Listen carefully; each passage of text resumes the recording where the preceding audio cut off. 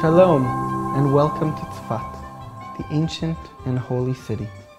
I want you to know that for generations, mystics and artists and dreamers from all walks of life, from all over, have gathered here in this very special city.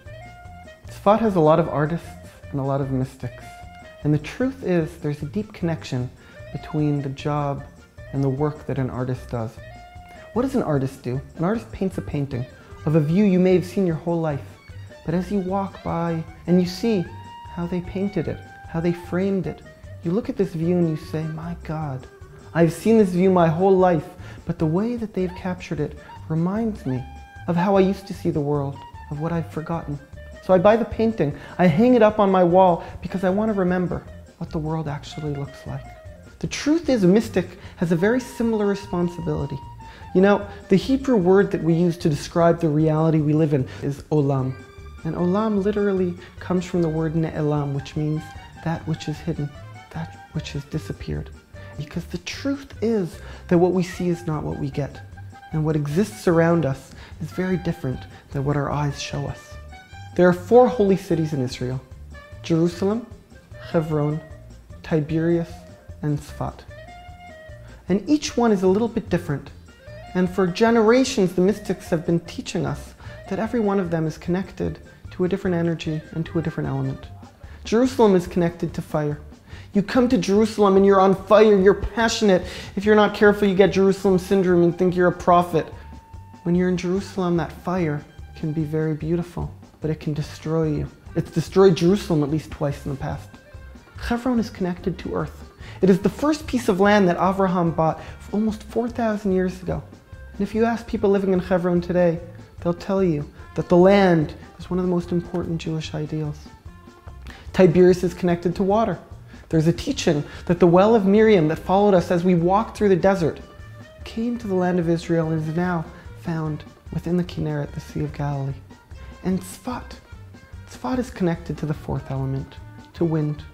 Now, wind isn't just because we get a nice breeze here. We do. Tzfat is connected to wind because wind in Hebrew is ruach. And ruach is spirit. Ruach is spirituality. Tzfat is the center of the spirit. And that is why it has been drawing dreamers and artists and mystics and poets and musicians from all over for thousands of years. Out of the 4 holy cities, Tzfat, even though it's an old one, it's not as old as the other. You know, Tzfat became an important city only about 450 years ago.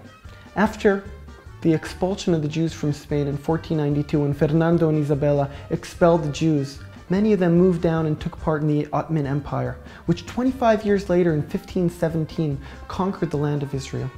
Do you know what this was like for those Jews? After 1,500 years of saying every year on Passover, Leshana haba b'Yerushalayim, meaning next year may we be in Jerusalem. For the first time in 1,500 years, they're able to go back to their homeland. The interesting thing is, they didn't make it to Jerusalem. They came to Tzfat. There were more people living in Tzfat in the 16th century than in Jerusalem. Why is that? What was it about this city that was such a pull that made them, even maybe in the middle of their journey, settle here instead of in the holy city of Jerusalem?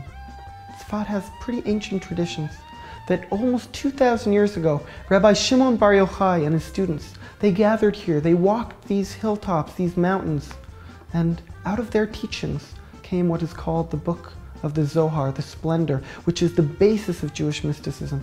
In essence, Tzfat became the city of spirit not 450 years ago because all of the great mystics who came here in the 16th century.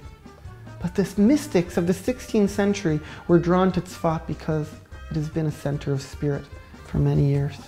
In the 16th century Tzfat, so much happened here in these alleyways. So many stories, so many books were written, so many interesting characters of rabbis, so many stories of miracles and wondrous occurrences. I would like to invite you to join us on our tour. This project, SIMTAOT, was developed by Livnot Ulehibanot and Path of the Heart, the Tzfat Experience, attempting to try to give you an inside taste of what Tzfat is about. In the words of the late Rabbi Shlomo Carlebach, true light is light that when it enters into you, it stays with you forever. My name is Mordechai Zeller, and I'm a tour guide for Path of the Heart, the SIMTAOT experience. I'm inviting you to come join us on this mystical, magical, wonderful tour.